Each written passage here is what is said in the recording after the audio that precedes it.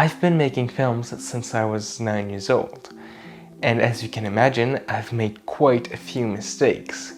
So let me share some of them with you so you never make them.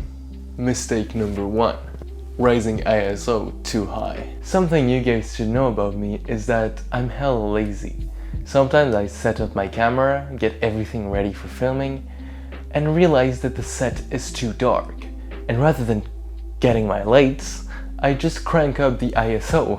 For those of you who don't know, ISO is one of the settings you can change on your camera to affect exposure. Exposure is basically how bright or dark the image is. And ISO is one of the easiest settings to change, as changing aperture will change the depth of field and changing shutter speed will change the motion blur. So basically, changing the ISO is the most consequence-free way to affect exposure.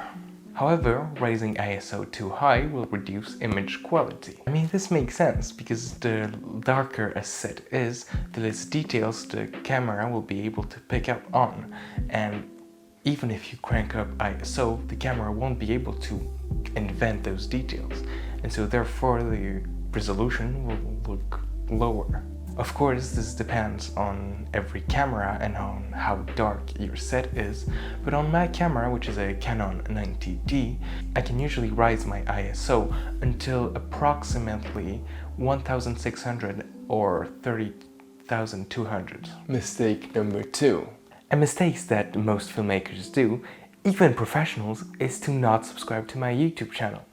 It is so simple and you'll literally learn so much about filmmaking, so it will literally be a mistake not to do. Now enough joking around, let's go to the actual advice. Mistake number 2. Starting to film too late. One thing that you should always keep in mind when filming is that all the shots you film will be edited together to make a scene, meaning that you should take it into consideration when filming to create continuity between the shots to make the editor's job more easy and make the final edit look more fluid. Something I used to always do was to film the beginning of a movement at the end of one shot and the end of the movement at the beginning of the next shot, thinking that it would look seamless during editing.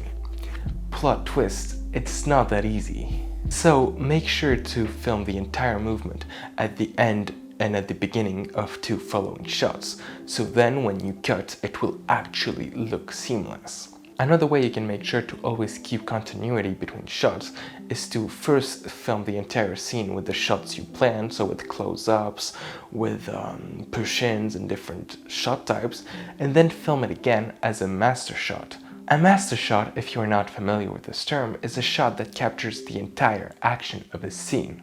A good master shot should make the characters' relationship with each other and with their surroundings very clear, which make the master shot by nature often a wide-angle shot. Number 3. Not following the rules. I know this sounds stupid, because it is, but trust me, it is literally so easy to forget about them when filming.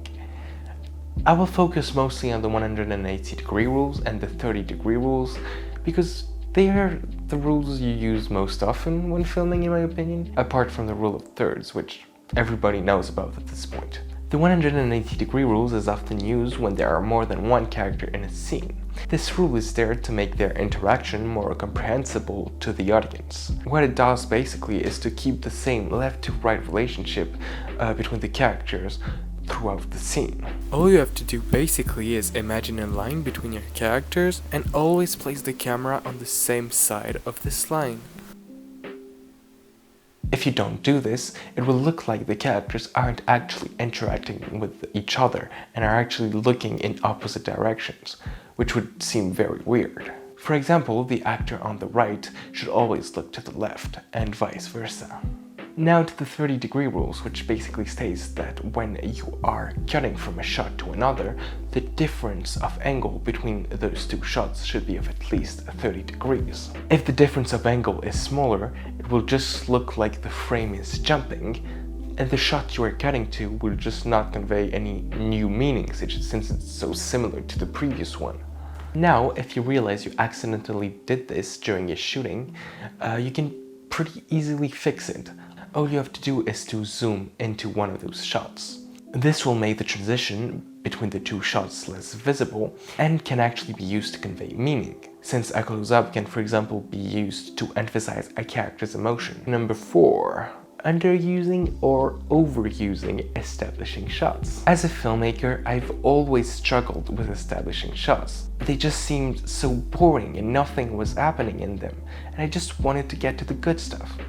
Yet, establishing shots are just so important to actually give information on where the action is taking place. However, I've also seen many other amateur filmmakers start their films with like a 3-minute sequence of just drone establishing shots, which isn't good either, as it's just very boring and doesn't convey any meaning. All you need is one establishing shot, one steady shot. You don't even need camera movements if it's unnecessary.